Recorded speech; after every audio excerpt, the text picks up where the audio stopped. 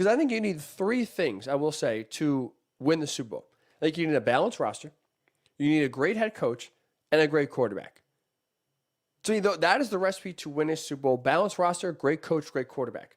So when I look around the NFL, what teams have all three of those combinations? Great roster, great head coach, great quarterback. To me, there's only 4 teams right now in the NFL that have all three. I think it's the Chiefs, the Browns, the Buccaneers, and the Rams. So I think there's only legitimately 4 teams this year that can win the Super Bowl. Those 4 I just mentioned. That's it. What do you think? How many teams can legitimately win the Super Bowl? Facebook, Worldwide Sports Network, Twitter, WWSRN_radio, at Ryan Hickey Show on Twitter as well. Let me explain. Let's start with the Browns. Because this roster, we talked about it a little bit before.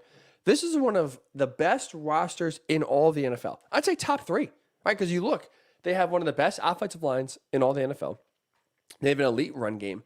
They have really solid talent at the skill positions, wide receiver, tight end. Odell Beckham Jr. back healthy this year after tearing his ACL last year. You have a defense that, hey, Myles Garrett is turning into one of the best defensive players in the NFL. They shored up their biggest weakness from last year, which was their secondary, both in the draft and in free agency. So you look at the roster, there's not really any glaring weaknesses, any big glaring holes on this team. It's not like their run defense is awful or their offensive line is weak or they can't run the ball. This is one of the most balanced and well filled out rosters in all of the NFL. Check 1 for the Browns. Great head coach. Check number 2. Right, we had Kevin Stefanski win Coach of the Year in 2020, mainly because he did something in Cleveland with the Browns that no coach has been able to do for really the last 2 decades. Bring competency to the organization. Right? It's not like he came in and the roster was bare and the cupboard was bare and he had really nothing to work with. There was talent on this team the last 2 or 3 years. The Browns have lost, as we know, a ton, which means they get a lot of high draft picks in the draft. They have compiled a ton of talent. But we saw with Freddie Kitchens and Hugh Jackson, it was a total circus. Kevin Stefanski came in last year, had a plan, was able to teach the players the plan. They bought in, and they won 11 games last year. This is a really, really good team. He's a great play caller. He's a great game manager, and he was able to take an already talented roster to the next level. And then, to me, they got even better this year. So they have the great head coach that you need. They have the great roster that you need. And I do think they have the great quarterback that you need. So I'm really high on Baker Mayfield heading to year number 4. For the first time, we mentioned before, in his career, he has the same head coach, offensive game plan, playbook from one year to the next. He's never had that in his NFL career. And you saw the last half of the year when he actually got comfortable in Kevin Stefanski's offense, he flourished from week 12 last year on. Right, so the last 5 games of the regular season plus the last 2 playoff games they played in, he threw 15 touchdowns, 2 interceptions. That's it. 15 touchdowns, 2 interceptions from week 12 through the rest of the season, including the playoffs. I think he will take that finish and build on in 2020 and beyond. I think he can play at a Super Bowl level, which with how good the roster is, you don't need him to be Patrick Mahomes or Deshaun Watson or Aaron Rodgers or Russell Wilson. I mean, Jimmy Garoppolo went to the Super Bowl 2 years ago and was up 10 points in the fourth quarter. You could be a step above Jimmy G. That is really good for Cleveland fans heading into year number 4 with Baker Mayfield as your quarterback. That's why I am very high on the Browns this year, being a legitimate Super Bowl contender. The only other team in the AFC I can envision and picture winning the Super Bowl this year is the Chiefs. Is absolutely the Chiefs. When you look at their roster, again, they had their biggest issue last year, as we saw, especially in the Super Bowl, was the health or lack thereof of the offensive line. Patrick Mahomes had 0 time to throw, was basically on the run the entire game. Ran for, 500 yards behind the line of scrimmage, was kind of like the GPS tracker showed because he was running for his life. Well, now you look at what Kansas City did. They have transformed that entire line completely. 5 new starters entering 2021 compared to 2020, compared to the Super Bowl. They signed Joe Thuney in free agency. They traded for Orlando Brown Jr. They drafted Creed Humphrey in the draft, the center out of Oklahoma. They have really rebuilt this offensive line and retooled it. And to me, that's the only thing holding this team back. The defense is not overall, I would admit, But when the offense is so good, so extremely potent as Kansas City's offense is, you just need the Chiefs defense to basically not be stiffs. Not give up a touchdown every single time they're on the field. So the only thing that could stop this team, to me, from winning their second Super Bowl in the last 3 years, and even going to just 3 straight Super Bowls, is the offensive line. Is not giving Patrick Mahomes time to throw the ball. I'm excited for Clyde Edwards-Helaire in year number 2. I think he will really kind of build off a rookie year and really kind of develop into the player we envisioned him when we saw him at LSU with Joe Burrow in that record-breaking 2019 LSU Tigers team. So I am high on the Chiefs roster. Absolutely. They have a great head coach. I mean, I make the argument right now, just in 2021, not historically, not in terms of career achievements, but if you were doing a head coach draft to coach your team just right now in 2021, I make the argument I take Andy Reid number 1. Over Bill Belichick, over Kyle Shanahan, over Sean McVay. Andy Reid is one of the best head coaches, if not the best head coach, and I would say he's the best head coach right now in the NFL. He's a tremendous play caller. He's a tremendous play designer. And think about it. This is a guy last year in Andy Reid, who, let's not forget, when they played the Browns in the AFC divisional round game, when Patrick Mahomes got knocked out of the game, there was a 4th down with a game on the line for the Chiefs to ice it in their own territory, and Andy Reid went for it with Chad Henne and converted. No offense to Chad Henne. He made the throw, he made the play. But that was all Andy Reid scheming it up, instilling confidence in his team, in his backup quarterback, in a playoff game at home in your own end in the 4th quarter, where you give the Browns a great opportunity to get the ball back and score and change the game if you don't get it. He had the confidence and he had also the cojones to take the game in his own hands. That's why I love Andy Reid as head coach. And look, great quarterback. And there's no one better than Patrick Mahomes, right? We're not even going to waste a lot of time on that. Patrick Mahomes is the best quarterback in the NFL. So when it comes to teams good enough to win the Super Bowl this year, I think there's just 2 in the AFC. The Browns and the Chiefs. In the NFC, I think there's also just 2. We'll start with the Rams. Because again, to me, last year, this roster was 1 quarterback away from being legitimate Super Bowl contenders, maybe even going and winning the Super Bowl last year. Like, their defense was all world. Their running game, despite the injuries, was still really good. And they made the playoffs and won a playoff game last year with a combination of a backup quarterback in John Wolford and Jared Goff, who not only did Sean McVay lose faith in, and lose so much faith in that he opted to start a backup quarterback over Jared Goff, he also was playing with a broken thumb in his throwing hand. Like, you look at that combination, they still won a playoff game on the road in Seattle. And look, I mean, they didn't beat the Packers, absolutely, obviously. But that, if Matthew Stafford's on the team, I think that's a totally different game. That's a totally different season. So this defense is legit. Even though you have the Cam Akers injury, which stinks for the Rams, I know they traded for Sony Michel. This running game is going to be still really, really good because a lot of it is scheme, a lot of it's O-line. So kind of plug and play running back. This, to me, is the second best team in the NFC behind the Buccaneers. They're a quarterback away.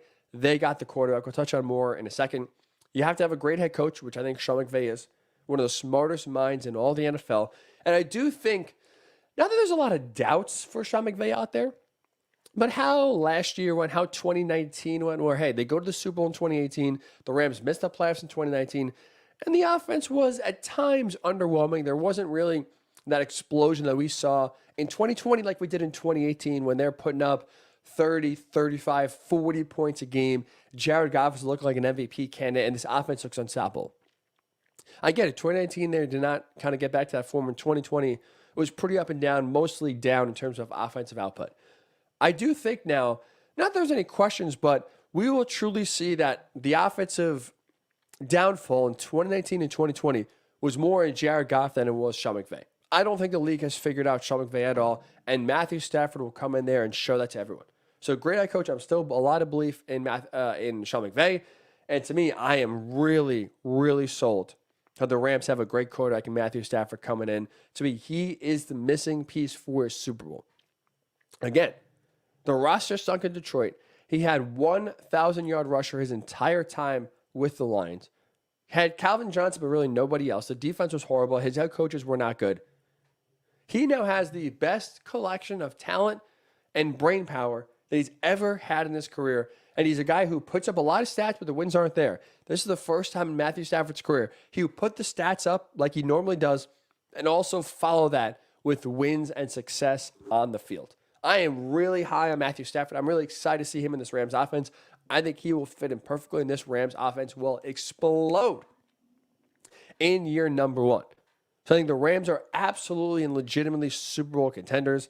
And finally, the final team, that's it. Just 4 teams I think can win the Super Bowl this year. The Browns, the Chiefs, the Rams, and of course the Buccaneers. I love what Tampa Bay did this year. If it ain't broke, don't fix it. You won the Super Bowl with this crew, with this squad. So what are you going to do? Sign everyone. Run it back, and that's exactly what they did. Basically, the entire 2 deep last year. Starters and backups are back. And it's insane. I thought last year when the Chiefs brought back 20 of 22 starters, that was impressive. Wow. They really have a lot of continuity in 2020. Buccaneers said, hold my beer. Forget 20 out of 22. We'll bring back 40 out of 44 or 42 out of 44 starters and backups back. They brought everybody back. And this roster, again, similar to the Browns, similar to the Chiefs, similar to the Rams, really no holes. Offensive line is really good. Run game is solid. Receivers are very talented. Defensive line can get after you. Linebackers are studs. Secondary is really good. And you look around the roster, there's no holes here. There's really no holes. It's all about complacency. And when you have Tom Brady as the quarterback, that rarely sets in. So you got the roster. I love what Bruce Arians did last year. To me, he did 2 things that were absolutely vital for the Buccaneers to win a Super Bowl last year. He listened and he told the truth. He listened to Tom Brady. It was a collaboration last year. He listened, Jason Licht, the general manager, listened, and Tom Brady listened. All 3 of those guys, the GM, the head coach, and the quarterback, all worked together to shape the roster, to kind of build some of the game plans and pick some of the plays that Tom Brady likes.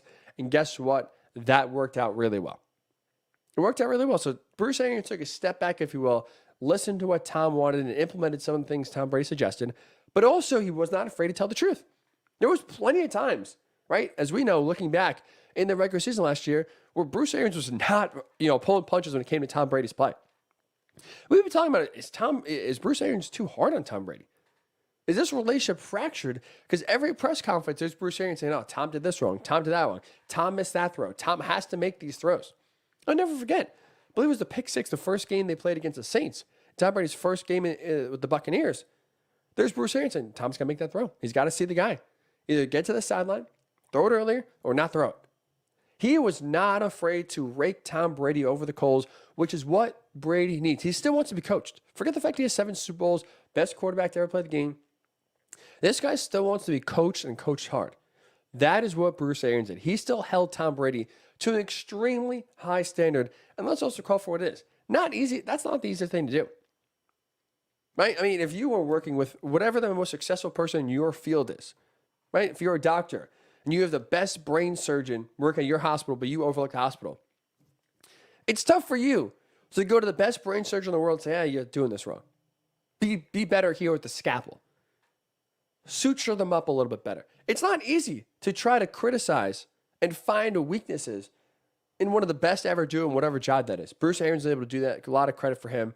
And obviously, finally, the final ingredient, great quarterback. I mean, look, Tom Brady, the GOAT for a reason. What I'm really excited to see in 2021, by the way, for Tom Brady, last year he threw 40 touchdowns and over 4,600 yards. He was not comfortable in the offense for 3/4 of the year. He admitted after the bye week is when he truly felt comfortable with the offense, with the play calling, with the audibles. There was only 4 games after the regular season. They had one of the latest buys in all the NFL. So the first 12 games of the year, 75% of the regular season. Tom Brady's, I don't say playing blind, but let's say playing with one eye open. He's always thinking, he's never really that comfortable. And then as soon as he got comfortable, boom, it clicked. And he was still able to put up some big stats. So I think that really that, plus being fully healthy, it came out he was playing all last year with a torn meniscus, which is just absolutely insane. He is going to really have a huge, I think, 2021 season. So when you look at the ingredients you need to win a Super Bowl, balanced roster, great head coach, great quarterback. I think only 4 teams in the NFL have that. The Browns, the Chiefs, the Rams, the Buccaneers. That's it.